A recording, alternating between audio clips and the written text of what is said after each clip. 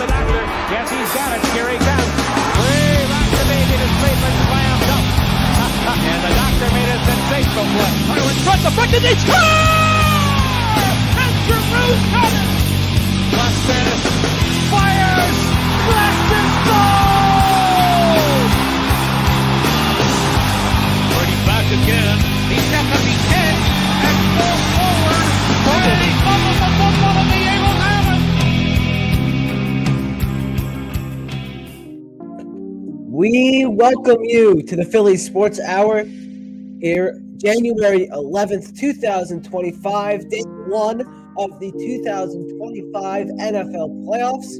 I am Ben Goldstein. Bo Lynett will be joining us shortly. And we got a very exciting episode today. Of course, we're going to dive into all the Eagles things that you need to do for tomorrow's wild card matchup against the Green Bay Packers. We're going to talk about some college football.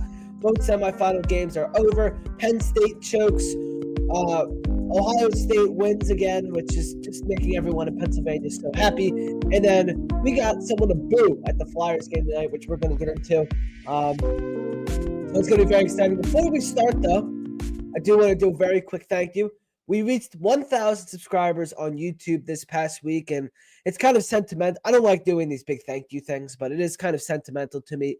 YouTube is where Philly Sports started nearly 9 years ago now, and now that we've surpassed 1,000, it was always a goal. It was always to get to the next 100, and now we've reached 1,000. It's cool to me. I feel kind of cool, built it up into, something now. So I appreciate everyone that has subscribed and liked and watched and listened throughout the last however many years. And, now we're shooting for 2,000. So let's just keep getting this going. I appreciate everybody. And enough of the somber.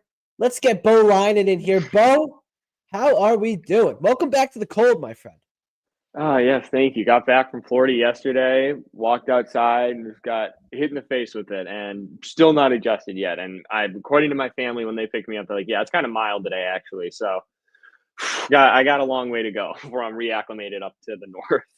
Yeah, it's Bo was in Florida doing some stuff down there. Now he's back up with us peasants in the cold, and there has been no wind the last 2 days. It did snow last night, but as long as there's no wind, it's really not horrible. It's cold, but it's fine. It's just you feel it, but you don't. It's not like when the wind's whipping in your face. There's nothing worse than that. So I'm doing fine right now for the time being, at least. Yeah, Bo is Eagles and Flyers and Phillies writing for Philly Sports, so he's helping us talk. He's riding out the whole show today. We're going to start with the Philadelphia Eagles. They have their wild card matchup tomorrow against the Green Bay Packers. The playoffs start today, 3:30. Texans Chargers, I think, is the first matchup. And then tonight is Ravens Steelers. That'll be a fun one. This afternoon Saturday is going to be kind of boring, but Saturday night is going to be very fun. And let's go back. Let's go back to September, which feels like forever ago. But I want to relive week one against the Green Bay Packers. Eagles-Packers in Sao Paulo, Brazil. Eagles win that game. 3 Saquon touchdowns, 2 rushing, 1 receiving. A great catch for his first receiving one. A.J. Brown had 5 catches for 119 yards and a touchdown. Jalen Hurts did have 2 early interceptions in that game. It was an awful start for the Eagles. They were able to turn it around and get the win. It's hard to compare these teams, though, because they both seem, specifically the Eagles, as completely different teams now compared to how they were back in week one. Yeah, absolutely. I think the defense in particular for the Eagles has completely shifted. I mean, week one, Devin White was still the guy who everyone thought was going to be the starting linebacker for the Eagles. And then he goes down for whatever injury he had. And then they saw it was Nakobe Dean and Zach Bond. And that was Zach Bond's coming out party.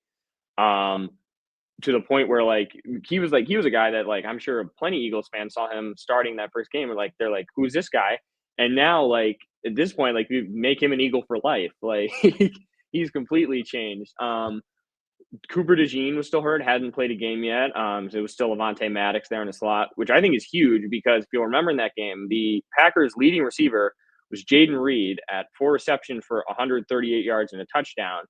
Cooper's in there defending him in the slot. I don't know if he gets those numbers. I don't know if he will tomorrow. So I think that's huge. To me, the offense has kind of remained a little bit more the same. I think they've just gotten more comfortable under Kellen Moore's offensive schemes, and Moore's become more comfortable as a play caller for this team.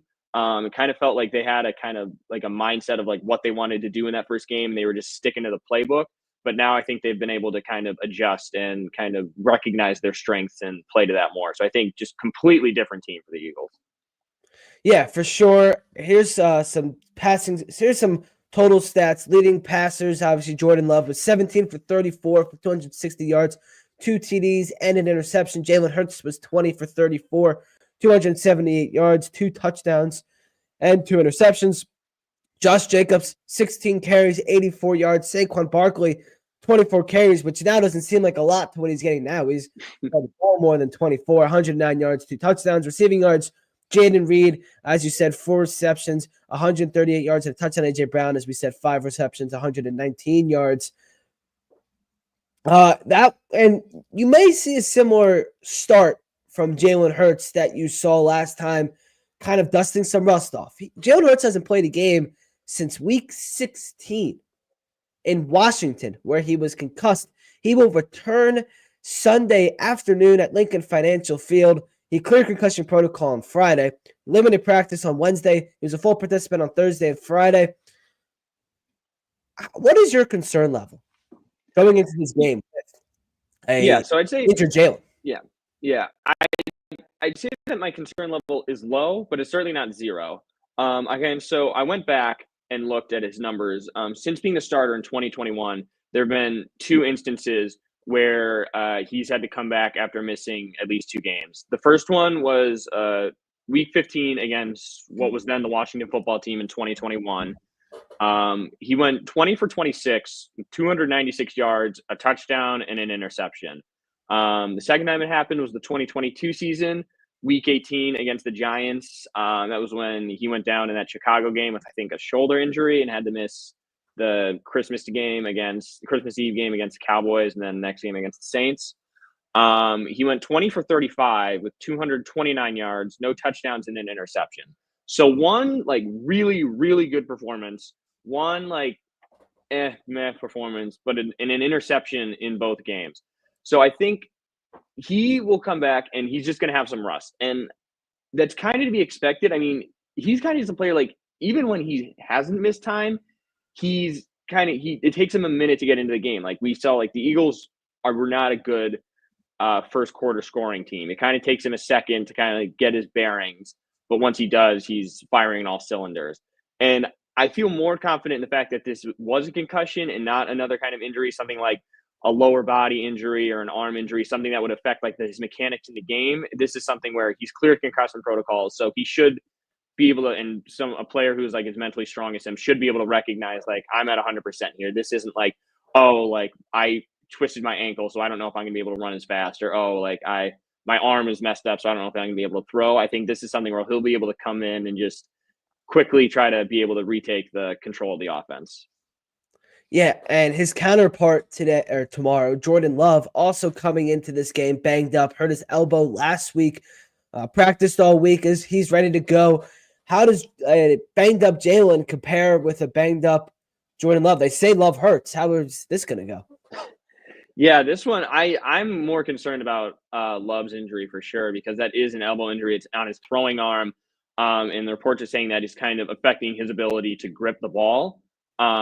And I know that in the post game last week against after the Giants game for the Eagles, Ron Jaworski had mentioned he had a very similar injury, and it had severely messed up his ability to throw the ball. So I think that could really impact Love. But at the same time, Eagles have Saquon, Packers have Josh Jacobs. So I don't think that they're going to be afraid to hand the ball off to him. So I would definitely be more concerned about Love, but not, again, I think these are 2 quarterbacks who are so good, who have both proven themselves as winners, especially in the postseason. And I wouldn't be surprised to see some high-level quarterback play from both teams. How big will it be tomorrow for the Eagles to stop Josh Jacobs against an injured Jordan Love, who is also without Christian Watson? How big is it going to be to stop Josh Jacobs on the ground. Oh, it's imperative. It's a must for this Eagles defense. I think, as we've seen, they've been so good. They've been unbelievable these past few, like pretty much since the bye. They've been unbelievable, number one defense in the NFL. They have recently been a little leaky against the run, and so that is something that does concern you.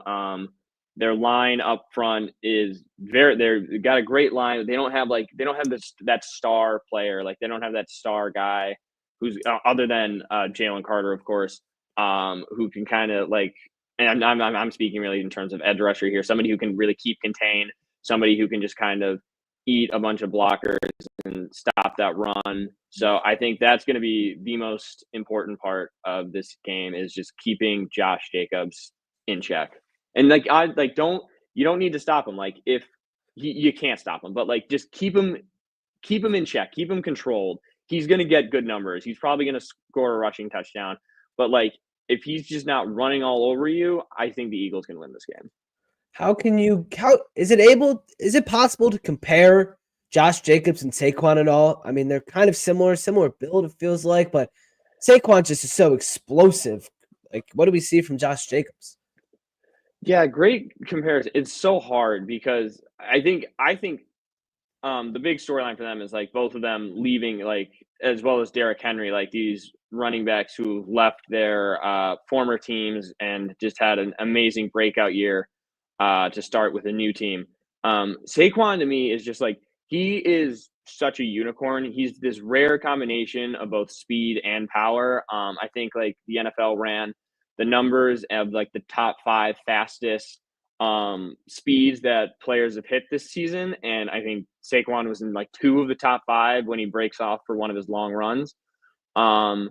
So he is just like, he's that rare combination. I think Jacobs is similar. Jacobs is kind of a bruiser. Just looking at his numbers in the season, 301 carries for 1,329 yards, 15 touchdowns, and an average of 4.4. So really good numbers across the board. He's got a pretty decent line in front of him, not nearly as good as the Eagles line, but I think Jacobs is one of those really like creative runners. He sees a hole, he can hit it, and he can break a long one. But Saquon's better, and I don't think you're going to get any pushback from anybody on that one. Yeah, I think we can say Saquon's better than, I would say, 99.9% of the remaining running backs in the NFL. Speaking of great Eagles players, the 2 wide receivers for the Eagles coming into this game also banged up. So there was nobody on the Eagles injury report going into this game, but there is certainly some storylines involving injuries going into this game. And A.J. Brown and Devontae Smith. A.J. Brown left practice early on Wednesday with a knee injury. He missed practice on Thursday, was a full participant on Friday. Devontae Smith missed practice Friday with back tightness. The Eagles practiced at the Link all week because they want to practice outside, and the field at the NovaCare complex is frozen over. So that tells you what you missed when you were in Florida. Our fields are frozen in Philadelphia. This doesn't help, especially with a banged up Jalen Hurts. Now both the receivers are banged up. What in total should we expect from this offense on Sunday? Yeah, the injuries are obviously a concern. But that's why you rest your starters for that Week 18 game that means nothing. As much as we all hated it because, Saquon couldn't get the record, this is why you do it. You give them this extra time. You give them that extra week to kind of assess these injuries, whatever they may be. It sucks, obviously, but now we see why they do it. The Eagles have 22 of 22 starters for a playoff game, which is rare, which is like beyond rare. And I think a big part of that is coaching. Credit to Nick Sirianni and their Eagles staff for being able to figure out ways to keep this Eagles team healthy and to keep these injuries minimal. And that's why I think these kind of these A.J. Brown and Devontae Smith injuries don't overly concern me. I think, if anything, this is mostly just the Eagles being preventative right now. Like, you're banged up. We know that you're good to go. Like, just kind of reel it back. Like, we're going to limit you here so we can get you as close to being 100% as you can for this game. They've been on the injury report pretty consistently throughout the year. It's just going to be them being banged up. And we've seen both of them come back from injury this season. They've each missed 3 games this season, and they come back, and it looks like they haven't missed a step. So certainly a concern, especially in the cold. You're going up against a Packers team who obviously they're going to be used to playing in the cold. So the weather isn't really going to be it's not going to be a determinant for either team. But I'll take a team that's kind of banged up and missing some practices over a team that has a key starter who's not going to be playing at all. Tomorrow's high is 39, the low is 25 with sun though. So it's going to be sunny. Hey, Right, there's there we go. That's something. That's a perfect day. That's a perfect playoff football weather. I ain't complaining about that. But yeah, you get rust from Jalen. You get banged up stuff from your 2 receivers. You go back to Saquon Barkley. How much are the Eagles going to rely on him once again? Oh, they have to. And I think he's going to be playing angry. I know he wanted that record. He said everything right. You know that like he handled it like a professional. He knew that he could have gotten that record. He knew that he could have gotten that record against his former team. You saw all those ads for those the sleeping commercial. That was incredible. He's gonna play like he's trying to get that record. And I think the line up front is going to block for him like they're trying to get him that record. It's just kind of something where I think that every time he touches the ball, he's just going to try to lower his shoulder and run somebody over and break a long run. And again, like what we've seen with him, he is at his best at the end of games. He doesn't go to another level, but like when he just keeps hitting you, and it just eventually, as the game wears on, people get more tired. He just stays consistent. He stays at that same level. And then you see him he's been hitting 5-yard run, and then all of a sudden he kind of hits a 12, and you're like, something's going to happen. And then he breaks a 40-yarder. I think it's going to be a big Saquon Barkley game. Yeah, Saquon's first playoff game as a Philadelphia Eagle. Not his first in Philadelphia, but his first as an Eagle. It'll be his 3rd playoff game, and he's looking for his 2nd playoff win. And off of his first hat and shirt game, or a t-shirt game, I think he called it, where you clinched something, you get a shirt. He didn't even know that, which is him and Mekhi Becton both never got to experience that clinching a division, so they were very grateful for that experience. It's going to be a first home game for Saquon, so it's going to be the first time he's going to be really getting that home playoff atmosphere that I think is really going to charge him up. Yeah, it sure will. How much of the crowd is going to be a factor? Obviously, Packers fans travel well, but playoff football in Philadelphia is always a different beast.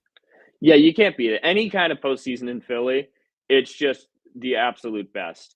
I think that the fans are going to be into it from the first snap, and I think they're not going to stop for the entire game. So I think that's going to be huge. I think that's going to be such a motivator, especially like I mentioned, those guys like Mekhi Becton, like Saquon Barkley, who've never experienced it before. Like they talked about how crazy the fans got in just regular season games. It's a whole new level once the playoffs start. Yeah, it sure is. And very excited to be part of the crowd tomorrow. That'll be very cool. All right. Biggest key to this game for an Eagles win. I wrote mine down on the paper that I sent to both of I sent you. I want you to come up with your own though. So my biggest key for tomorrow, I won't be on the pregame show tomorrow, so this is my key. Stop the ground game. We talked about it earlier. Packers don't have Christian Watson, which we will get into. They will be relying on Josh Jacobs. 301 carries this season, 1,300 yards, 15 touchdowns. He's going to get a lot of action. Stop the run. Pound the ground and stop it. That's going to be a big reason the Eagles could win this game and will win this game is if they are able to keep Josh Jacobs in check, as we said earlier. Yeah, so for me, I think my biggest key is that Kellen Moore needs to allow for a natural flow of this offense. Like I mentioned, in that first game, it felt like he kind of had a playbook and he was just sticking to it. But as the season progressed, he became much more natural in his play calling. He recognized what the defense was giving him, and he planned accordingly around that. So if the Packers are going to stack the box and they're going to just sell out on stopping Saquon, let Jalen air it out. If they're going to kind of play more in the secondary, kind of work that, give it to Saquon. And I think most importantly, let Jalen run. I know he's coming back from a head injury. He was knocked out because he had a run where it was a little bit of a cheap shot from that Commanders defender. But you need to let Jalen run. That is such a weapon that you have such a mobile quarterback who's able to just kind of recognize when a play falls apart and just take off and earn you 8 to 12 yards. If he can do that, then the Packers have to scheme around that, and that just opens up so much more for this Eagles offense. So I really think that Kellen Moore's play calling is going to be the biggest key for the Eagles in this game.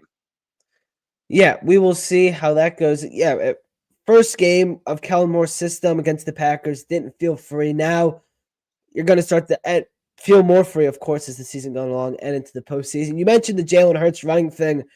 How much money are you putting on that the first play will be a Jalen Hurts design run and everyone's going to be angry and he's going to get injured again? Oh man, I hope that Kellen Moore's at least smart enough to recognize, like, let him get into a rhythm before I'm going to send him on a run first. But at the same time, Jalen might want to just kind of improvise and prove it himself. So it could be a chance that they call some play and Jalen's like, I'm taking off, and just does his own thing, which we've seen him do multiple times in the past. Yeah, I would rather be safe than sorry with Jalen Hurts at this point in the season. Absolutely. All right, if the Eagles don't win this game, it is believed some people around the NFL. This is per Jeremy Fowler of ESPN. It is believed around the NFL that Sirianni's job could be in jeopardy if the Eagles lose this game to Green Bay. Are you buying that? No, I'm not buying that at all. For two reasons. Number one, love him or hate him, and I love him, Nick Sirianni wins. He is 48-20 as a head coach for the Eagles. That's good for the fifth best winning percentage of all time in the NFL. Twice he's led the Eagles to 14-win seasons, which is franchise high. And obviously you get 17 games, you get more chance. But he's done it twice. That's not a fluke. He's never had a losing season. He is a very good coach. Players love him, and he knows how to win. And the second reason I think he's going to stick around is because he's flexible. His job was in question at the end of last season, and I think he could have been fired if he gave Jeffrey Lurie and Howie Roseman the wrong kind of answers when they brought him in and said, look, this is what was wrong with our team. This is how we're going to fix it. Either you agree with this and we build it and we make these changes, or you don't agree with this and we find another head coach. And he said, do what you need to do to like find a way to win this team. And they said, fine, we're going to bring in Kellen Moore. We're going to bring in Vic Fangio. You're going to kind of step away from the offense. And we're going to let them do the scheming for this. And he said, yeah, fine. Absolutely. You do that. And look at what it's led to for this team. He is a good coach. I know he rubs some people the wrong way. Philly rubs people the wrong way. He's just somebody who I think fits this team so well. And I do not foresee him losing his job if he loses in this first game. Yeah, I mean, after week 6, when he was chirping back at the fans, obviously, people were calling for his head to be chopped off. But ever since then, it's been looking good for Nick Sirianni and the Philadelphia Eagles. Jordan Love in 2024, 63.1 completion percentage, 3,400 yards, 25 touchdowns, 11 interceptions, and 96.7 rating. That includes numbers with his top target, Christian Watson. Christian Watson tore his ACL last week against Chicago at Lambeau Field. How massive is this injury for Green Bay against this Philadelphia defense? I think it's big in terms of their big play potential. So Christian Watson is somebody who you talk to Packers fans, he's kind of a little infuriating for them because he showed these flashes of just being absolutely incredible, potentially one of the top receivers in the league. But then he'll just make mistakes and drops on the most routine plays. I forget the specific stat, but I know he ranks towards the bottom of the league in terms of total receiving yards, but he is in the top of the league in terms of receptions of 70 yards or more. So he's such a threat where at any point in the game, he can just get a catch and just run it all the way in for a touchdown, even regardless of where he is on the field. But he's not that he's not an AJ Brown where he's just a threat to catch everything that comes his way. He's not every time he hits a slant, he's going to get a good 11 yards out of it. So it really does change their big play potential, which in the playoffs is huge. If you get rid of that and then you just have a team who's just going to kind of slowly march their way down the field, especially against this defense. I think that's big. Yeah, it is going to be interesting how the Packers go off of that. Obviously, we talked about Josh Jacobs and what else the Packers can do. Jaden Reed as well, but different Eagles defense against this Packers offense, which we saw last time. And Packers defense, they allow 27.1 points per game, 370 yards per game. That's fifth in the NFL. Or wait a minute, I was reading their offense. They allow 19.9 points per game, sixth in the NFL. They allow 314 yards per game. That seems more real. How are you ranking this Packers defense? I was reading this so wrong. How do you look at this Packers defense? Has it changed at all from week one? How should the Eagles attack them? Yeah, I think the biggest change is no Jair Alexander. That is a huge loss for this Packers defense. He is an unbelievably good corner. And I think that that gives AJ Brown, who still played like extremely well when Alexander was on him, that opens it up so much more.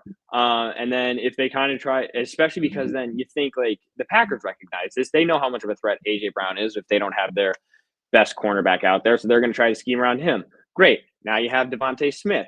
Now you have Dallas Goedert back from injury, who showed you that he's still a high-level tight end in that Giants game. You also have Jahan Dotson, who I thought really proved himself in that Giants game. Showed that, hey, I can be a number 3 receiver if you need me. He had 122 yards through the first 16 games of the season and then has a 94-yard game against the Giants. So the Eagles had so many weapons in the passing game on offense.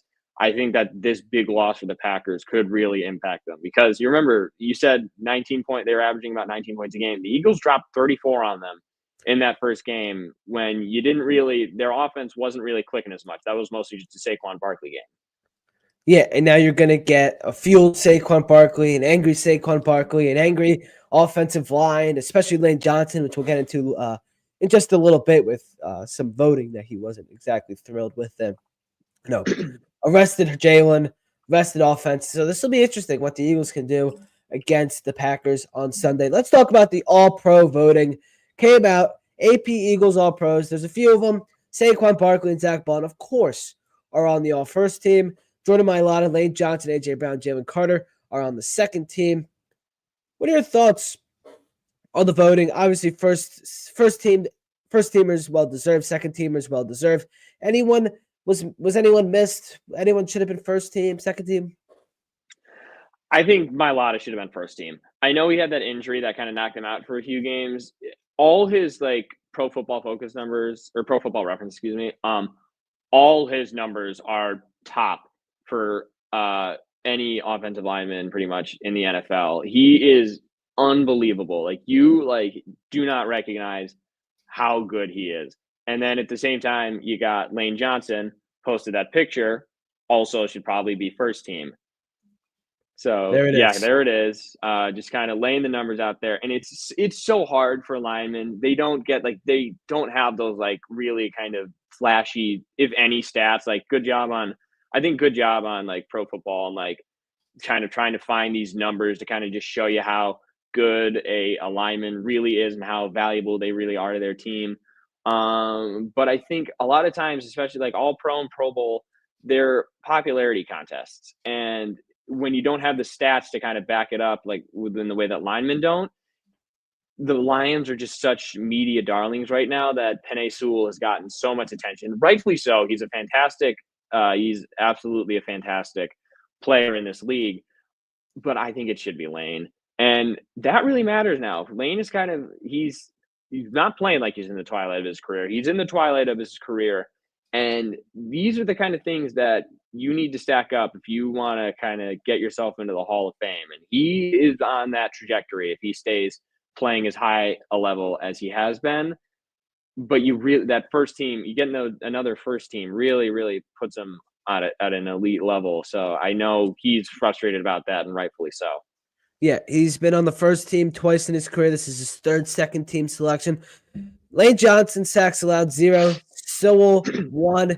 QB hits, Johnson 1. Penei Sewell 5 QB hurries. It's just like 9 for Lane, 22 for Penn State. All these 10 pressures to 28.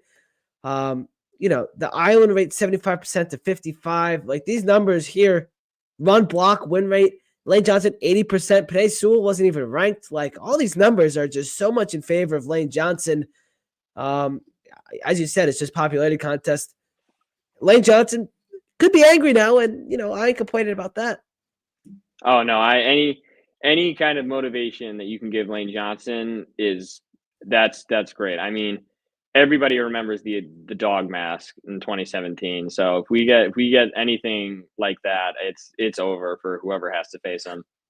Yeah, I don't know if we're going back to the dog mask just yet, but we're definitely angry about the All-Pro voting, and it could be fun if we see those two match up in the NFC Championship game down the road. Hopefully, we don't have to even play the Lions. I don't want to deal with that, but maybe down the road, if it comes to that, we'll see a matchup there. All right, end of the Eagles talk.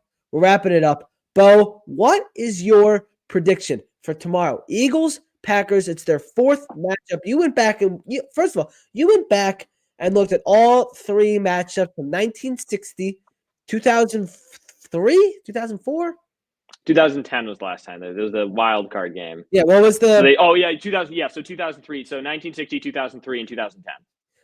Was there like any common theme that you saw other than it was like both the Eagles and the Packers playing each other? Was there any like common theme you saw? Obviously, big moments in all those games. Yeah, these are all like one-score games. These are all games that were pretty much decided at like within the last 2 minutes of the fourth quarter. These are all like barn-burning games, very close. There was never a blowout in here.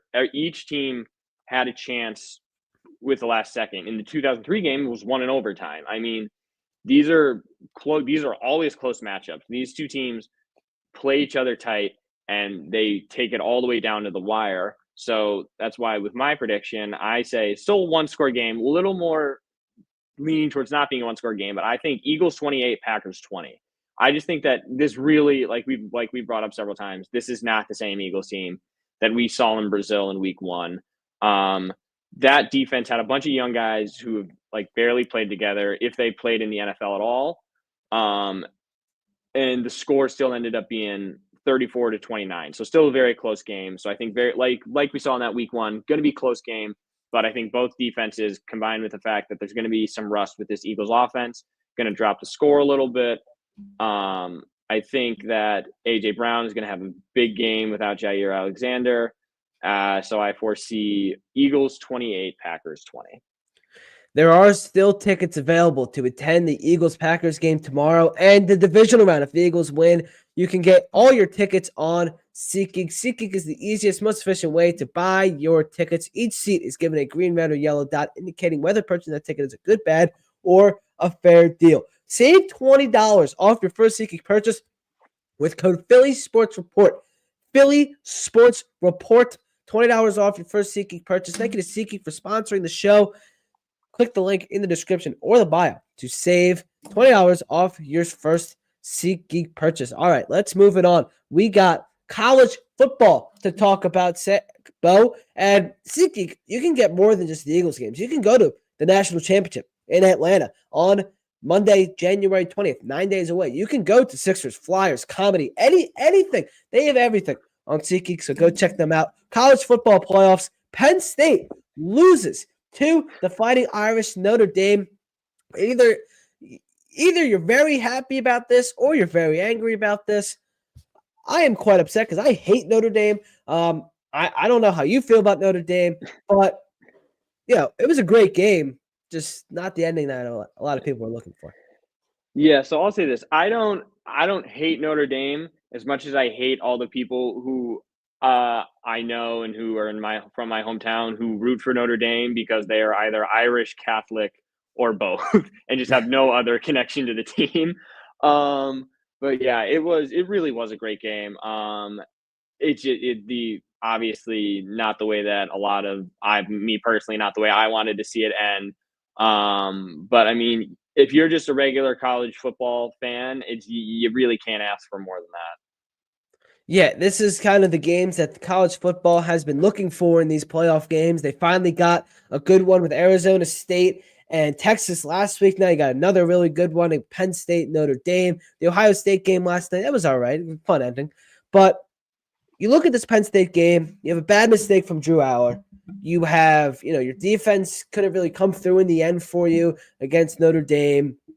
And it wasn't really a big James Franklin mistake.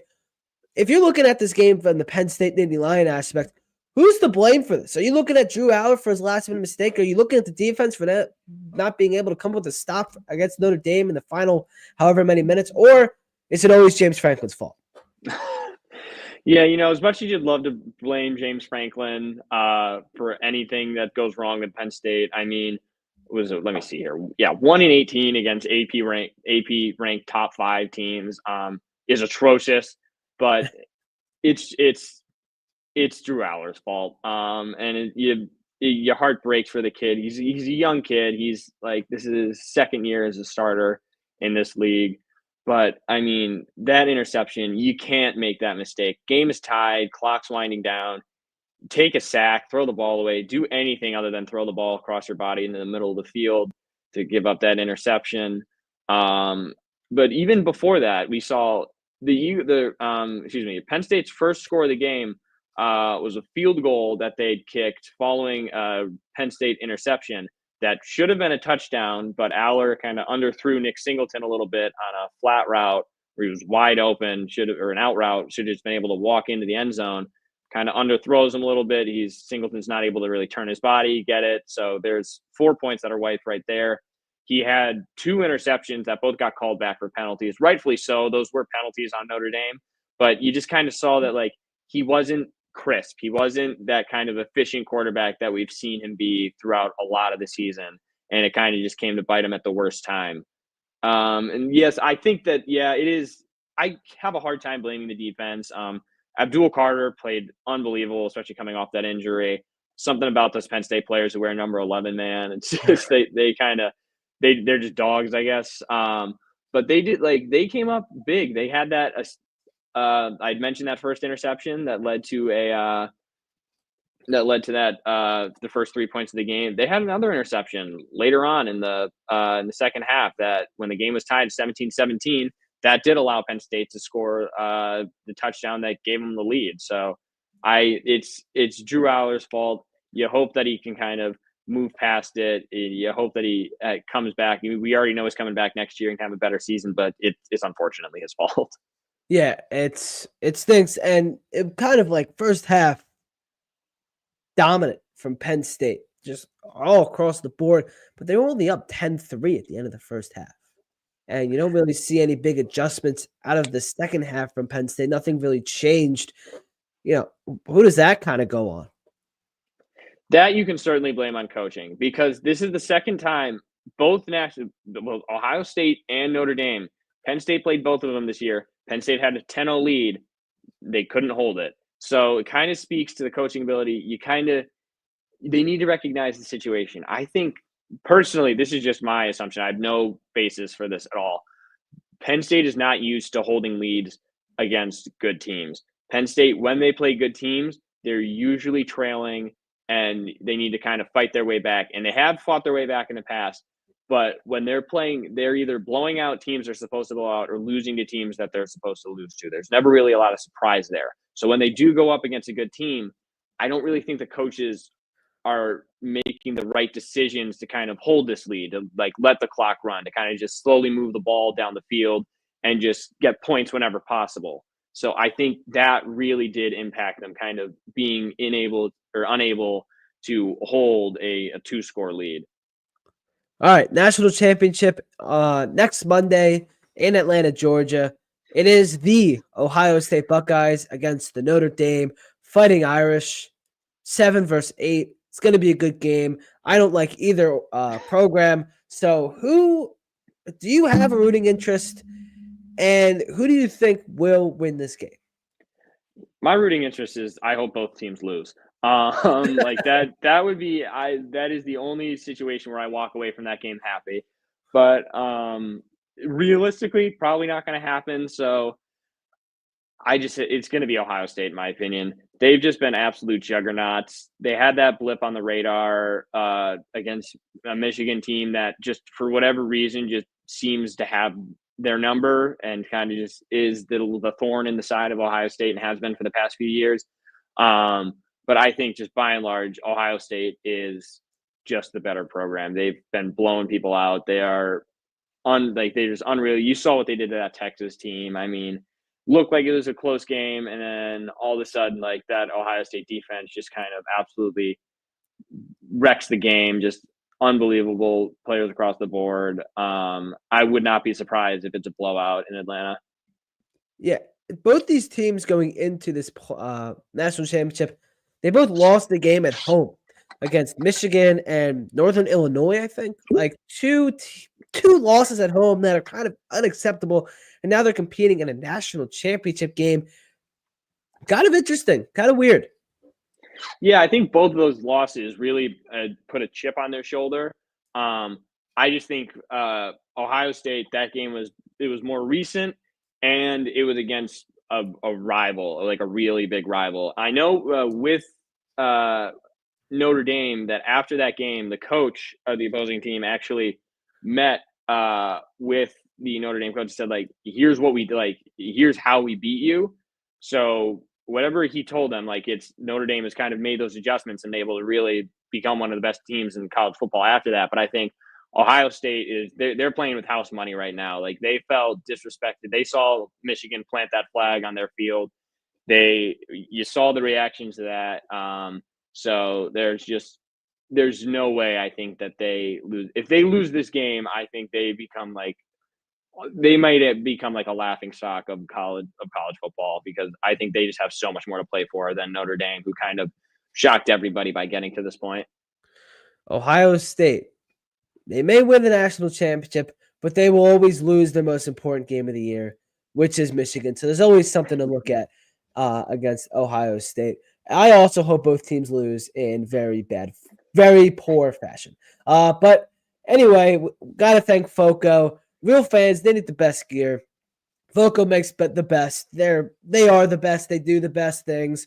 Link in the description or bio. 10% off all in stock items. FOCO will be producing merchandise for the national championship, so you can go check that out. They got Eagles playoff stuff. Go get your Eagles overalls, pajamas, everything over at FOCO. Go check them out. Link in the description or the bio to save. All right, final segment of the show. We got the Philadelphia Flyers to talk about, Bo, which is your expertise at Philly Sports. And, well, tonight, the newest villain in Philadelphia makes his first appearance in front of the Philadelphia fans, which is crazy. This guy would never even played for the Flyers. Connor Gauthier is making I guess he's not returning to Philadelphia, but he's making an appearance in Philadelphia as an Anaheim Duck. January 7th, 8th was the date where his trade occurred for Jamie Drysdale with the Ducks in the middle of a game. It was one of the craziest games I've ever watched. The game, I don't remember what happened in the game, but everything around the game was crazy. Do you kind of relive that night a little bit? Yeah.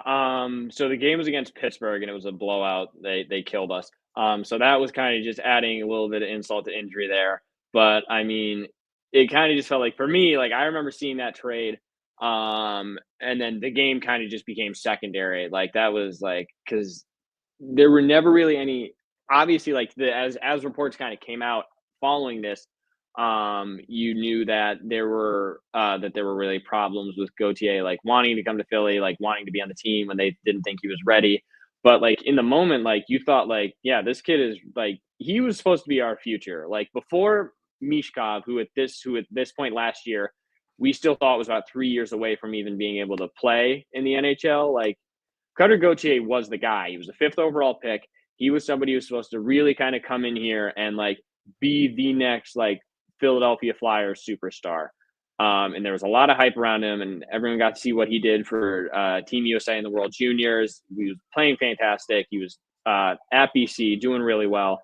And then this news kind of breaks, and it was just kind of it kind of just blew my mind. And then I was very mad about it at first. I remember seeing it, I was like, this makes no sense to me. Like, I don't understand why they would do this. But then as the reports came out, I had a lot more respect for the Flyers front office, who was able to get anything out of this, considering how he made it very clear that he would never play for the Flyers. So kudos to Danny Briere and the Flyers front office for being able to get quality player in Jamie Drysdale out of a situation where he could have gotten nothing for him. A year after the trade, it was Cutter Gauthier for Jamie Drysdale, and I think a pick. Who won that trade as of now? Right now, the Flyers won that trade. Cutter Gauthier currently with the Ducks. We're just a terrible team, so that doesn't help.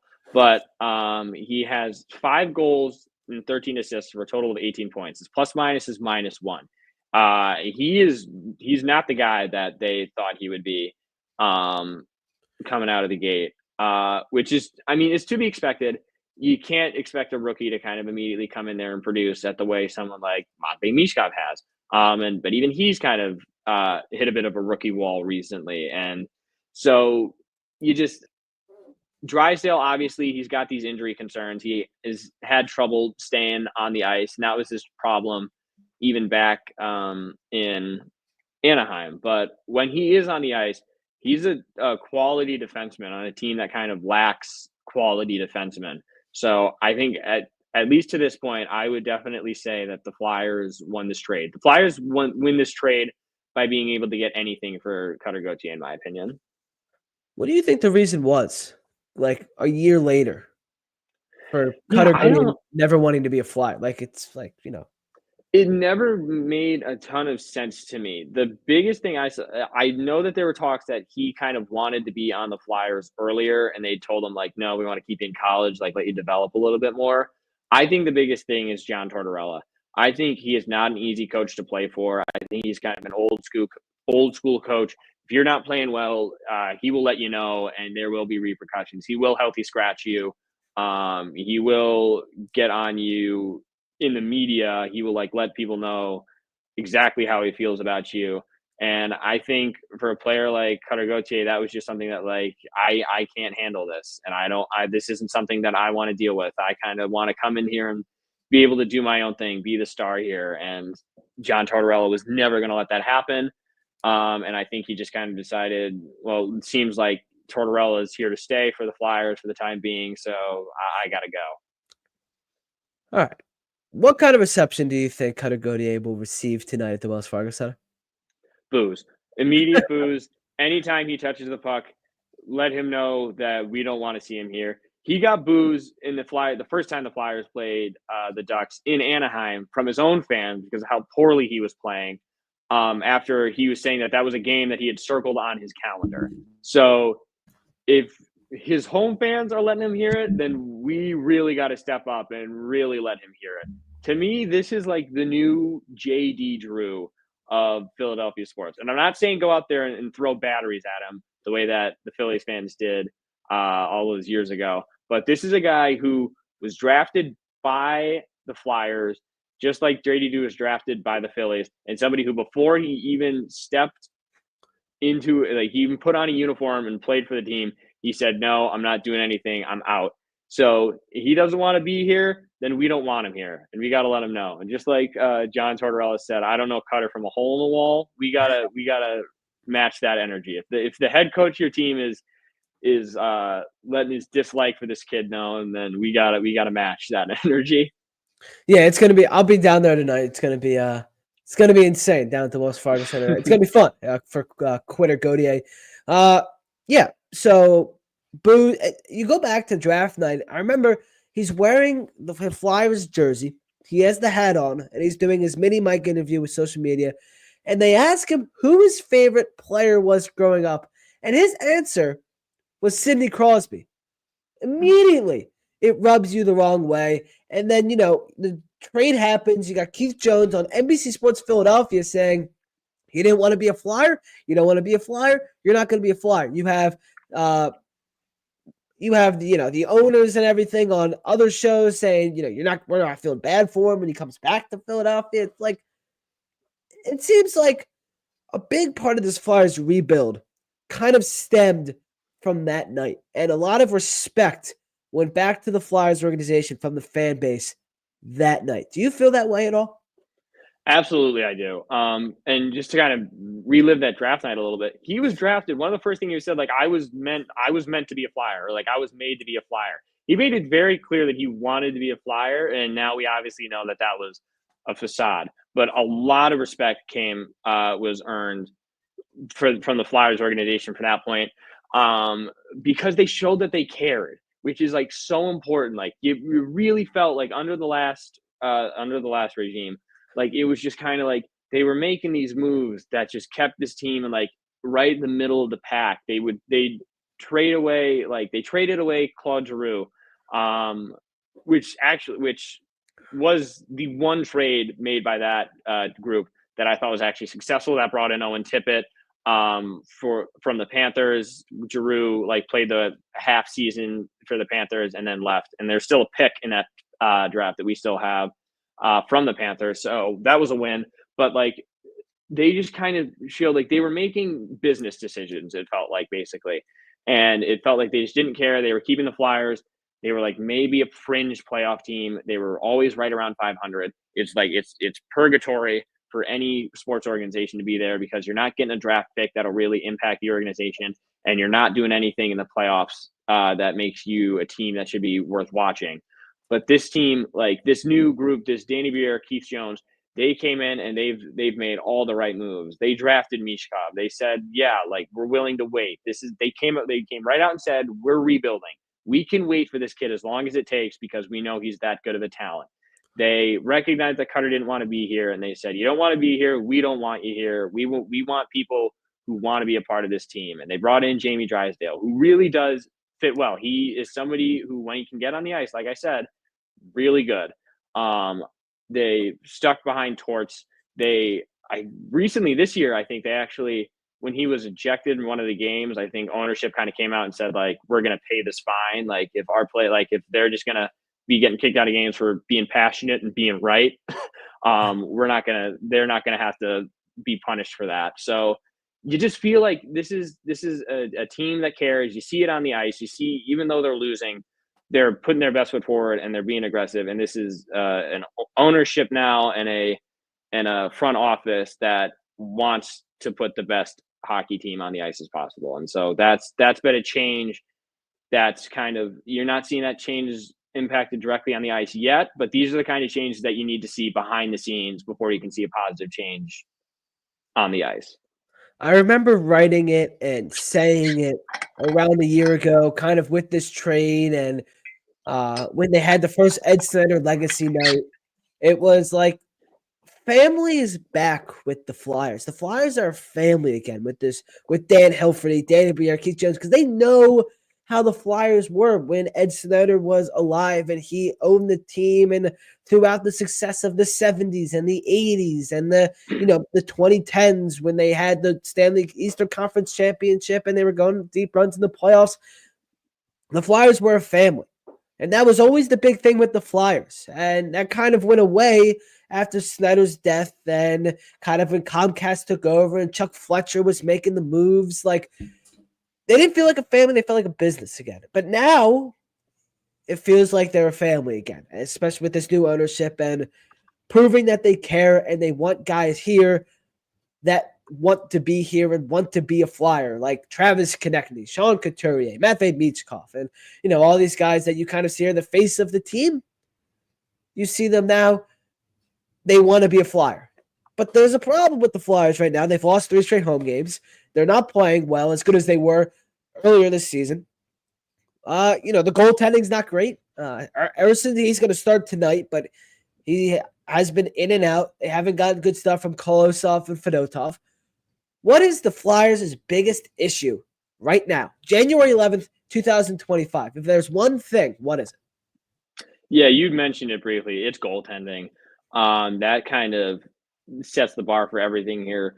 Goaltending, a lot of the time in the NHL, is going to be a lot like kicking in the NFL. Like, you don't really talk about it unless there's somebody who's like elite and unbelievable, or they're absolutely terrible.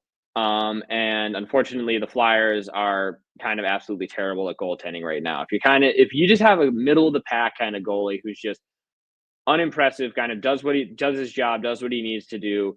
Sometimes let a puck slip through. That's great. That's not what the Flyers have right now.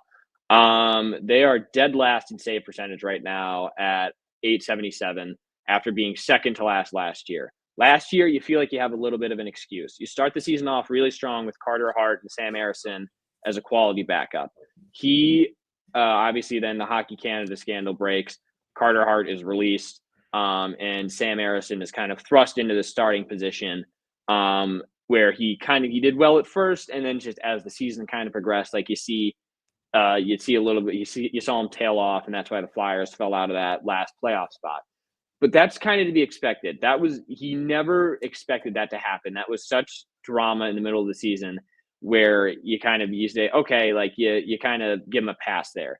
He came into this year knowing that he was going to be the guy. There were no ifs, ands, and buts about it. He was the number one goalie. They weren't bringing anybody in to try to replace him. He was the starter. And he's been okay when he's played. He hasn't played a lot. Now he's kind of accumulating injuries, which is another kind of concern that you have to keep in the back of your head with Samuel Harrison. And then, like you mentioned, Alexei Kolosov, Ivan Fedotov, they're fresh. They're young. Well, not Fedotov, I think, is like 28, but he's, in terms of like play time in the NHL, they're young. They're learning, and you're seeing that in the fact that they are, like I'd mentioned, dead last in save percentages, as well as being third last in goals against, allowing roughly 3.5 goals per game. That's just not going to get the job done. And you can't really have, in the middle of a season, it's hard to be a winning team and have a goalie experiment. So that is the biggest question. We don't know, like, is the goalie of the future here? Is he somewhere else? I definitely wasn't right. They shouldn't have traded for a goalie. There's nobody that they could have brought in right now that would have been better than the kind of goalie production that they're getting currently without having to give up something big. And we have to remember with this Flyers team, they're still paying, like they're still kind of working through the Chuck Fletcher era. They're still paying a lot of people who are currently not on the team. Cam Atkinson is still making a lot of money to not be a Flyer right now. But it's definitely goaltending. That is something that needs to be cleaned up before this team can move forward. Is there anyone in the Flyers seem like they have a lot of fingerprints in Russia right now? Like, is there anyone like, not, you know what I'm saying, like players in Russia? Like, clear that up. But like, is there anyone in the draft that the Flyers could go at? It seems like they have 4 or 5 guys like sprawled around that they could go with goaltending. Like, what is the future of goaltending for the Flyers? Yeah, it's really a toss-up right now. The Flyers they've drafted a lot of goalies who are kind of floating around in all over the world, basically. So it's kind of tough. I think they would love for the answer to be in-house. They'd love that they wouldn't have to go out and find somebody or sign somebody else. So I think that right now they kind of just recognize, like I said, like that they're not a playoff team. They are still a rebuilding team. They're a young team.